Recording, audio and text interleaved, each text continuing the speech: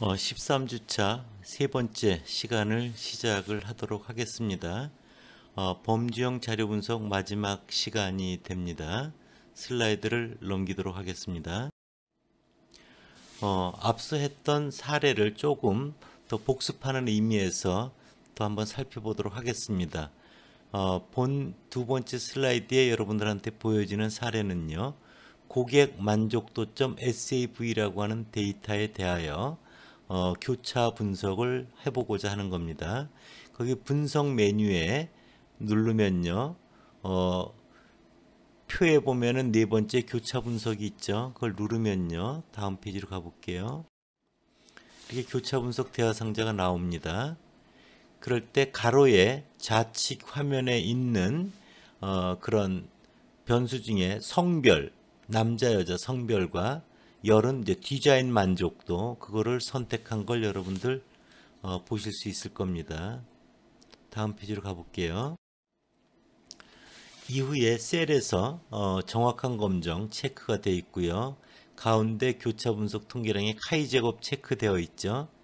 그 다음에 셀 출력에서 관측 빈도와 기대 빈도, 관측 빈도는 NIJ를 말하고요. 기대 빈도는 EIJ를 말하고요. 퍼센트는 행 퍼센트를 찍어달라고 표시를 했습니다. 다음 페이지로 가볼게요. 그럴 경우 출력된 결과를 살펴보면 슬라이드 5쪽과 같습니다. 원래 이것은 이제 앞서 이야기한 대로 700명이 조사된 자료인데요. 가로 한번 보시죠. 성별, 남자, 여자가 되어 있고요. 디자인 만족도는 3개의 범주로 구분을 했죠. 1, 2, 3으로 응답한 경우는 불만족, 보통이라고 응답한 것 하나, 그 다음에 약간 만족, 만족, 그 다음에 매우 만족을 묶어서 만족이라고 한 겁니다. 그래서 각각 빈도가 12, 또 82, 315 이렇고요. 여자도 11, 57, 222 이렇습니다. 일단 남자들의 만족도 비율이 몇 프로인가요? 보면 409명 중에 315명에서 77.0%라고 하는 행 퍼센트가 나와 있죠. 여자들의 만족도 비율은요, 전체 290명 중에 222명, 76.6%라고 하는 걸 여러분들 확인할 수가 있죠. 그렇죠? 이와 관련되는 카이 제곱 검정 통계량 값을 계산한 것이 0. 얼마로 나와 있죠? 399라고 나와 있죠. 이에 따른 자유도는 성별 남자 여자 2 빼기 1 곱하기 만족도 3개 범주 3 빼기 1에서 2가 되어 있고요. 그거에 따른 유의확률 값도 나와 있습니다. 유의확률 값을 보면 0.819죠. 그렇죠? 0.819. 따라서 귀무가설은 성별에 따라 만족, 불만족의 비율이 차이가 없다 이런 거죠. 차이가 없다 이런 것들이 기각될 수가 없죠. P값이 0.819나 되니까. 따라서 성별에 따라 만족, 불만족의 비율은 차이가 있다고 말할 수는 없다. 그리고 거기 정확한 검정의 P값은 얼마로 나와 있어요? 0.844로 나와 있는 걸 여러분들 확인할 수 있을 겁니다. 다음 페이지로 가볼게요.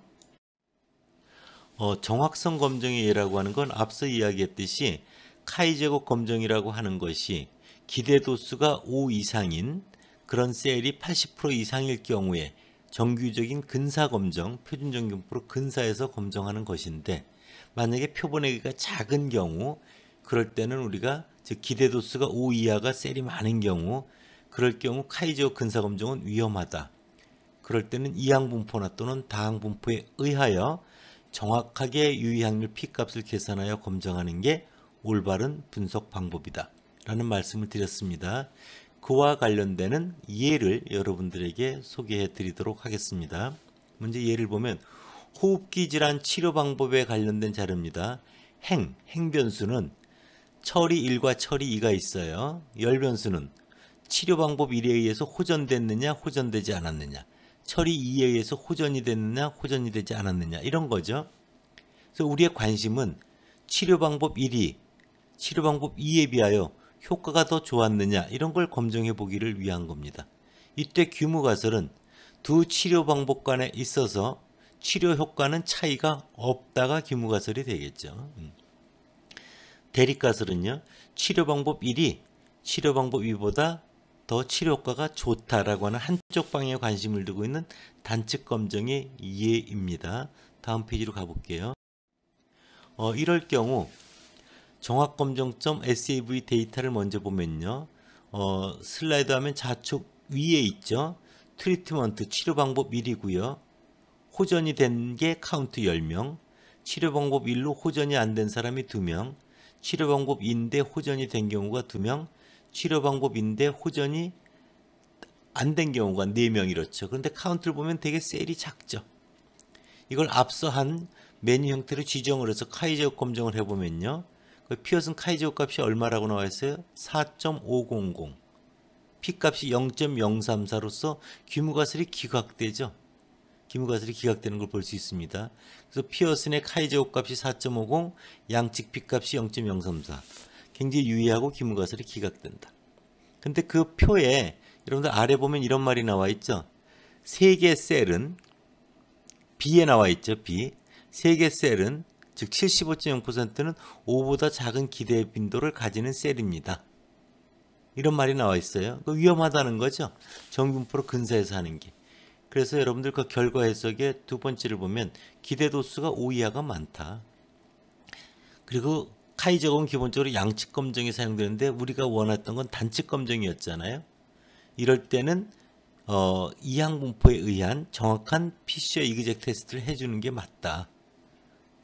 피셔의 정확한 검정 결과 보면은 단측 유의항률이 0.057이죠.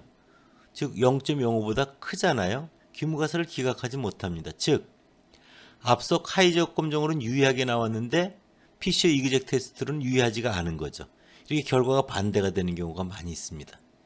또는 카이제곱 검정으로는 유의하지 않아도 피셔 이그젝 테스트 정확 검정으로 유의한 경우도 많이 있습니다. 그래서 이런 것들을 명확히 구분해서 분석 방법을 사용하는 것이 꼭 필요하다는 말씀을 여러분들에게 드립니다. 다음 페이지로 넘어갈게요. 또 하나는 여러분들 이제 교재에 나와 있는 296페이지에 나와 있는 건데요. 이항 비율 검정이라고 하는 겁니다. 뭐 이런 거죠. 예를 들어서 어떤 회사에서 새로운 제품을 개발했어요. 이 제품을 이제 팔기에 앞서서 몇몇 소비자들을 대상으로 구매할 의사가 있는가 없는가 이렇게 물어본 거죠. 그래서 구매할 의사가 50% 이상이냐 아니냐 이런 거예요.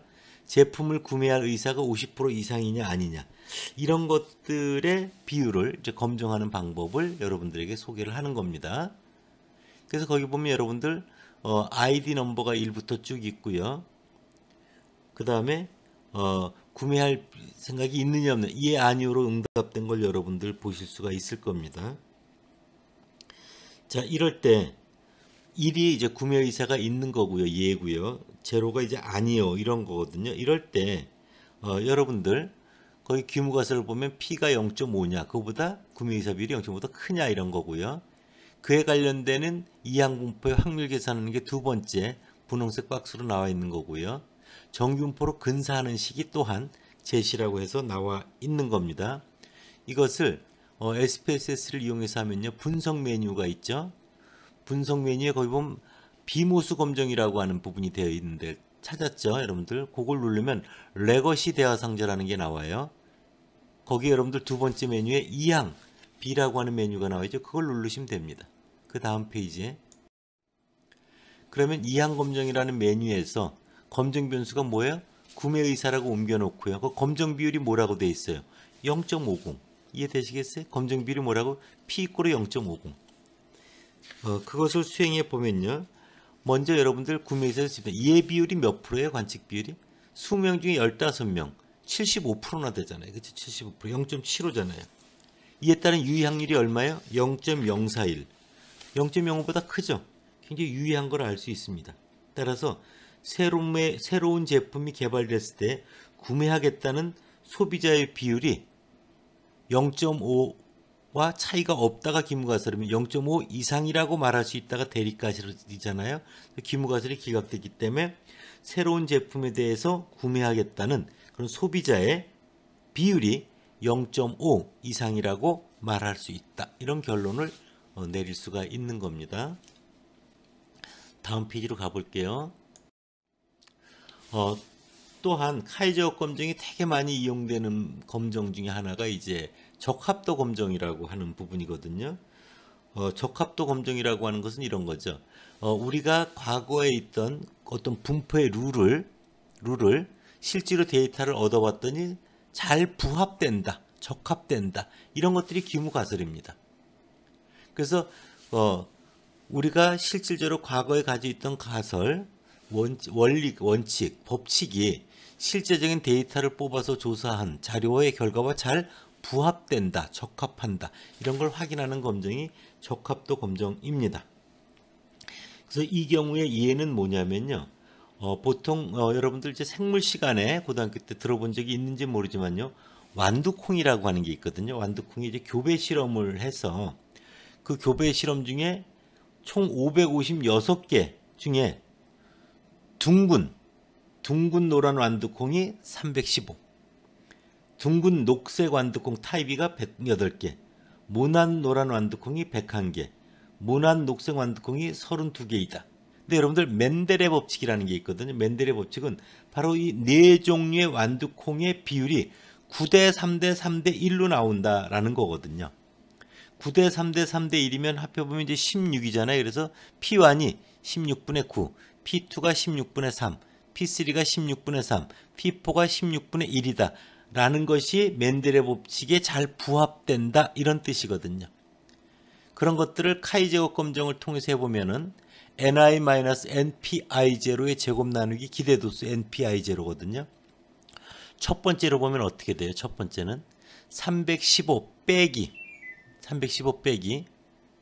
556 곱하기 16분의 9 제곱 나누기 556 곱하기 16분의 9예요. 더하기 두 번째는 108 빼기 556 곱하기 16분의 3 제곱 나누기 556 곱하기 16분의 3 더하기 세 번째 셀은요.